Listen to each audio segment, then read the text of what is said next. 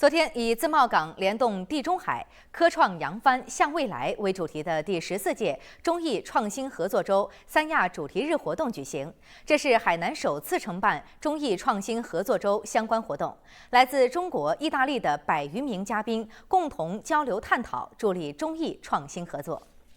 活动现场，海南大学电子科学与技术学院与意大利那不勒斯费德里克20大学电气工程与信息技术系 Prisma 实验室签署国际科技合作协议，双方将在电气工程与信息技术领域，特别是控制科学与人工智能领域开展积极合作，为两国在相关领域的技术攻关、人才交流、成果转化搭建起全新桥梁。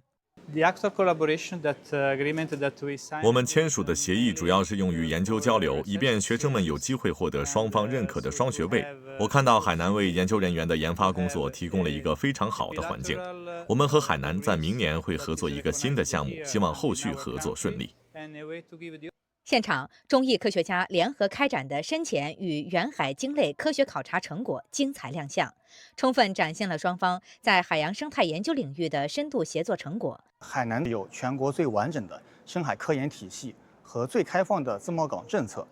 能把科研、测试和应用真正连在一起。封关以后，我们完全可以在联合研发、人才交流和真实海事这些方面，把双方的愿景一步步变成现实，并开展更多联合科考，